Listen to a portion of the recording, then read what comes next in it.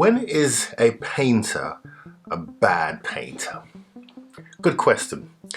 So I have 3 different tiers of painter. One up here, one in the middle here, and one right down here. Okay? And those 3 tiers are, they can paint okay, but they never do a good job or are unreliable. Or when I say they never do a good job, I have to finish off the job for them. The middle bank is, they're all rounders, but they're difficult to get hold of and can be a little bit delayed. And then your top tier, absolutely perfect. They do a fantastic job, but they're challenging to get hold of because they are so good at their job. So I've got 2 painters who are in this top tier.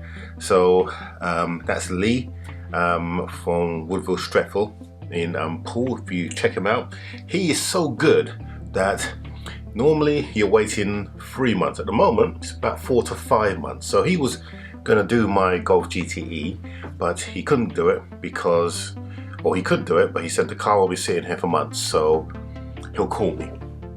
Okay, it's like a bad girlfriend joke, isn't it? Then you got your middle tier, and I've got a guy who's in the middle tier, but at the moment he's restoring a VW camper, and he's well involved with that, and he's not going to be available till sometime next year. So you got your bottom tier, and the bottom tier people I've used in the past, and they're pretty okay, just that they don't do a good job finishing off. So I had to basically get rid of old wax, etc., or cutting compound where they're not cleaning it off properly, etc., etc. And if I'm honest with you, I don't mind, because that bottom tier, their pricing is really cheap. So in this instance, I had a quote to do the Golf GTE, and I also had a quote to do the TT from both the middle and the top tier. Top tier didn't even quote me because he wanted to see the car or tell me a price when he was able to do it. So I knew it was going to be expensive for both cars.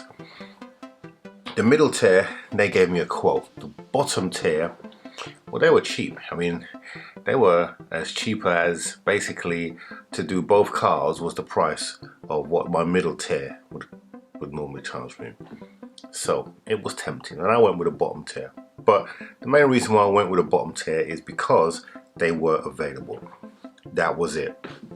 And I was going to get the car back quickly because I want to sell the TT, as I've alluded to in the past.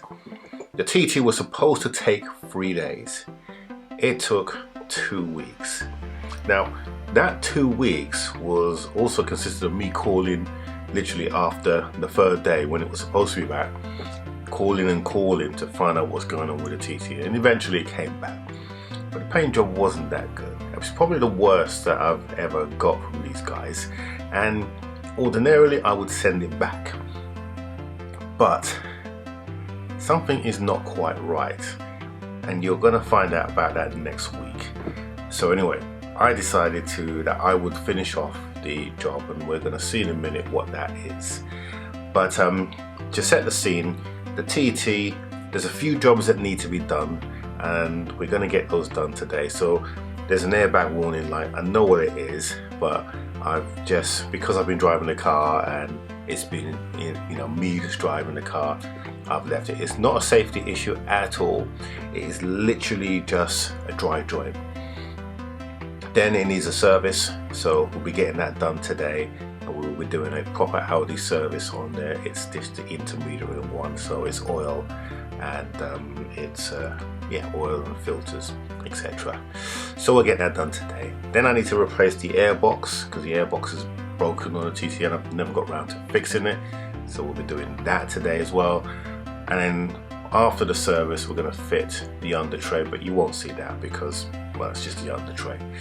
So that's what we need to do today. So we'll get on and do that right now. Let's take a look.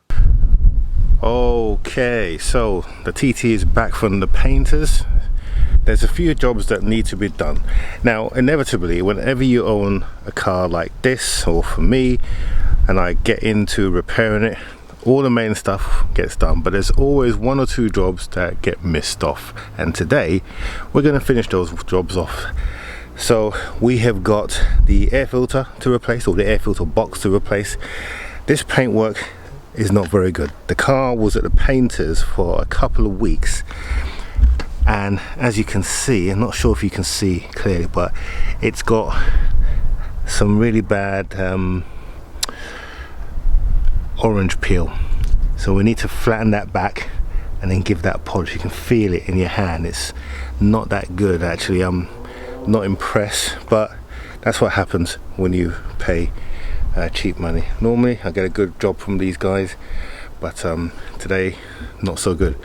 Here there's a lot of white where they've not cleaned off the polish properly, and you can also see it underneath here as well on the bottom of the trim. So we're going to get all that off, but the main job here is this orange peel. An orange peel is quite easy to sort out as long as there's enough lacquer, but other than that, the other jobs on the rest of the car is pretty okay. I had the whole of the back bumper done because there was one real bad scratch right about here, and you couldn't do it with, well, I guess I could have done it with paint correction, but with all the jobs that had to be done on the car, actually it was cheaper to get it done the way I did. But I know that the guys that I use, I tend to have to do some finishing up, and that's what we need to do. So classic example, underneath the door you can see here all the polish where it's not been cleaned off, so we're gonna have to do all that. Okay, let's start off with the air filter. So this is the bit that I haven't done, and so this air filter is the genuine air filter that came with the car. Now there's a piece missing here which I've ordered. So basically it's the air scoop, and what it does is it sucks in air and then diverts it. Actually it sucks in air from here, this side, comes over here, goes down here. Now this air filter at the moment, the side of the frame here, it's broken, so you can see the filter, so it's sucking in air past where it should do. It looks, it's okay, and it was functional, perfectly functional. The air is not bypassing the air filter and going into the car, so it's not sucking in dirty air. But if you're selling a car, yeah, that needs to be sorted. So we're going to sort that out first of all. Then I need to sort out a little problem with the airbag. Now there's nothing wrong with the, it's not the airbag, it's the passenger seat belt. So I've got a light that's come from the dashboard, and what it is, underneath this panel here, I had a couple of issues with the actual joint. It's not loose, it's got a dry joint in there, so we'll treat that and then we'll be able to fix that. But we've got to take this panel off to be able to do that. Now the procedure that you use, and this may surprise you, to fix the airbag, or when you take the airbags off, you're supposed to leave the battery in. A lot of people take the battery out, but Audi, you leave the battery in so the system can see that it's been disconnected and plugged in. Don't ask me why, but that is the correct procedure. If you actually disconnect the battery and then disconnect it, that there's a higher risk of the airbag actually going off. In this scenario, there is no airbag, it's an actuator for the seat belt. So we'll follow the procedure, and that is to leave the power on. So if you're wondering why I've not disconnected the battery, that is the reason why. Right, so let's first of all start off with this airbox. Then we need to give the car a bit of a service as well. It needs a new oil change and a new oil filter, so we'll do that as well, and that should be it.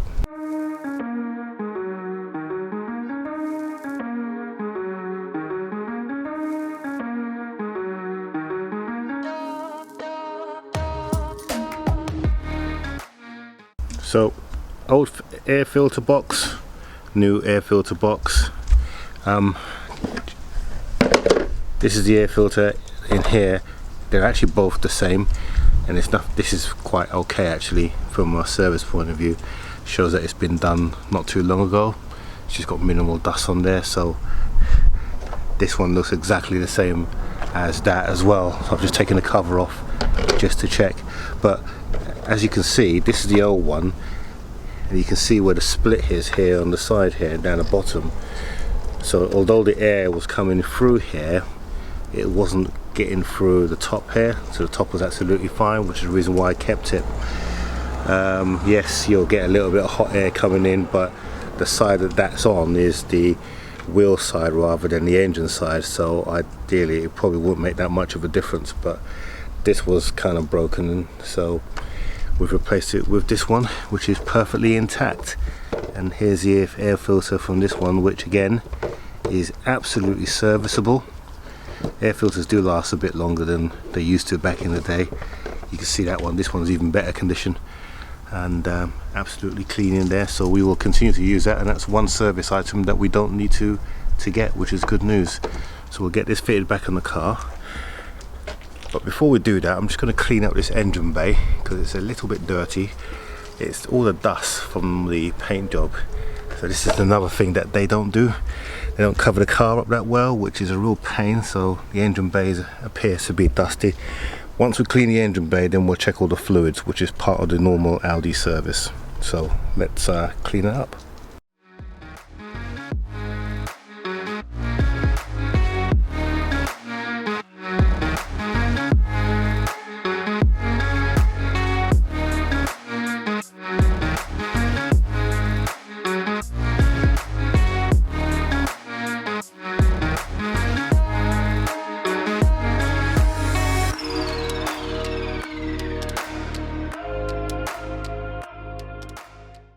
And there we go, that's looking much better. We've got rid of all the dust from the paint job. Okay, so let's take a look at the fluids next. So we're not going to worry about the oil because we're obviously changing that, but what we do want to check is the level of our water, and as we can see it's right at the minimum, so we need to top that up a little bit. So we'll just undo that and then we'll go and get some fluid and top that up. We've got the right one for this, which is G13. Very important that you get the right fluid in here. And of course we're going to check the brake fluid. So the brake fluid, I'm showing you this side because the level is just about there, so we're okay in the brake fluid because the minimum is down there where my finger is, so that level is up there. It's right just below the max, so we're okay on the fluid. And on this side we're just checking the color to make sure it's that golden color, not dark. When it's dark it means that it's worn. But Audi do have a sort of an interview where you do change it, and I've got a pumping system to change fluids because I do change the fluids in my brake system every sort of 3 years, which is around the time that you want to really do that. And the system just makes it very easy. It's a pump and pressure system, so you just attach it to the top and then it pushes the fluid through. You've probably seen me use it before. Good. Okay, so fluids are okay. Air filter, that's fine, that's serviceable. Plugs we know are definitely okay because this car's only done 29,000, so we don't need to check those because they've got their long life on the plugs. So we just need to change the oil, and we'll do that next. Right, okay, so hopefully you can see that little orange and yellow tab, that's our seatbelt. So what we need to do is take that out, just clean it up with some basically dry joint cleaner, and then put that back in, and then that should work. Now unfortunately I can't show you as I do that because I'm holding this with one hand in the camera, so it's just a little bit difficult to do. But we're going to take this off, put it back in, and then we'll clear the fault, and then hopefully it won't come back again. Right, so let's turn the car on now, and you'll see that's the safety system fault. It's the owner's manual. You'll see that the airbag light will stay on. The car hasn't started, but just to show you that there is a problem, if I start the car, you'll see that the airbag light stays on and it should go out. So let's just turn the car off, and we'll now take a look at VCDS, and actually what we'll do, we'll show you on screen. Okay, so we're going to go into our select module, and we are going to go into airbags, and let's have a look at the fault codes. So we've got one fault code, seatbelt tensioner, so let's clear that code now. Yep, let's see if that goes. Okay, so far so good. Let's go back in again. Yay, that code is gone, and our dashboard is now gone as well. Good. Okay, so now what we need to do is start the car up, and let's see if that will kill the car first, and then we'll start it up again. Okay. Right, so let's put the car start up mode, and it's just telling us that we need our oil inspection. And if we start the car, no airbag light, and that's brilliant. So that's another problem fixed. So we can now move on to doing the oil and the air oil and filter change. Okay, so we have drained the oil. There's a little bit of oil still draining out. Now we're going to take the oil filter off, and then we're going to top it up with new oil. Notice that the under shield has been taken off. That was part of the repair. I'm going to replace that today. The oil filter on this car is really easy to fill, or replace rather. It's a cartridge type, and it's at the top. Normally they're in a place that is so inaccessible that it's impossible to get to. But some bright sparking idea decided, you know what, I'm going to put this in a place where it makes it a lot easier for people to change. I'm going to put it right at the top, and there it is. In fact, it's the same in the S3 as well. It's right at the top, which is nice and accessible. So let's get this filter changed, and we'll put the new one in.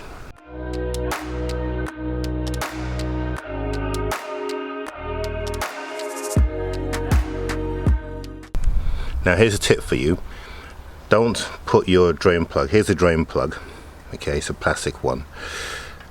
When you drain the car of oil, make sure number one, you take off the filler cap so that it basically releases the vacuum.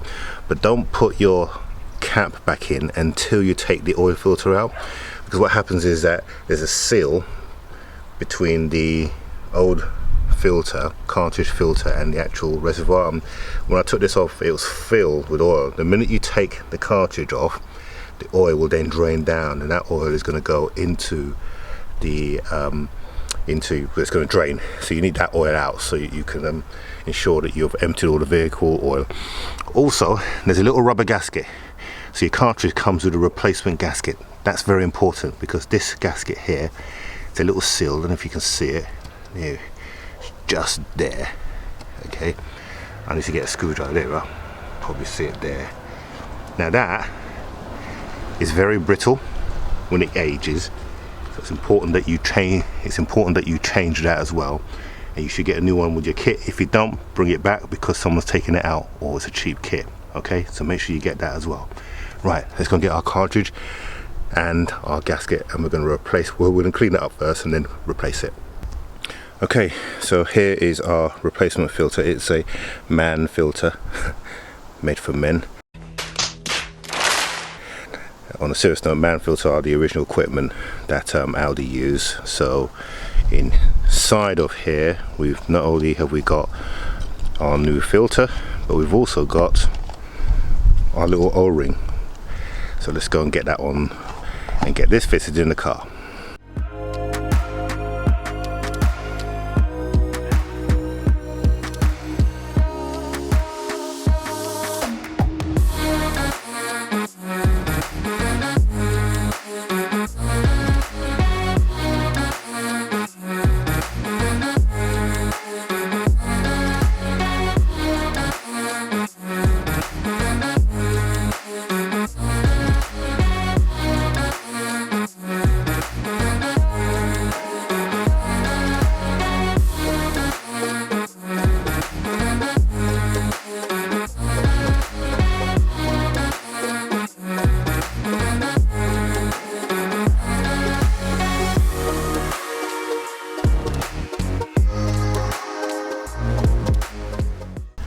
So there you go, 5.5 litres of oil. Now we've filled this car up with 5 litres. I've got another 1 litre bottle, and the dipstick is saying it's full. Now there's two reasons for that. Is number one, it's at an angle, but the second reason is that the oil filter is not filled with oil yet. So what we have to do is, when we turn the engine over, we won't rev it because that's empty. That will fill up with oil. While the engine's running, we'll just come in and inspect this for any oil. There's a little bit of oil there, but that's oil that came off when I took the cartridge, the old cartridge off. And then we'll then check it again, and then if there's a shortfall, which there will be, we'll then top it up, and then that will be the final fill, and that will take it up to its level. So remember that 5.5 litres, The oil, this is 5 litres, so you have to buy another litre to just top up once the oil filter is full. Okay, so that's the TT all sorted, and I've used VCDS to clear the service interview down, so it's now reset. Next service is due in 471 days, which is great. And of course we'll give it another clean when we get the GTE back, and then of course we'll get back onto the GTE because we've got a few things that need to be done, included the remap that's happening, and also I'm going to fit a GTI style exhaust without the back box, so back box delete, twin pipe. Looking forward to that, but of course I can't do any of that until we get the GTE back. Now it's supposed to be back on Wednesday. What's the guess that it's not going to be back on Wednesday?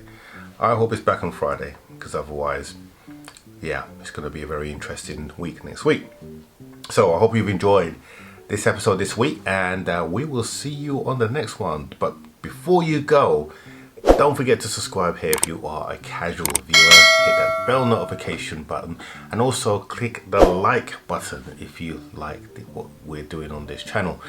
And I guess that's about it, and we will see you next week. Have a good one.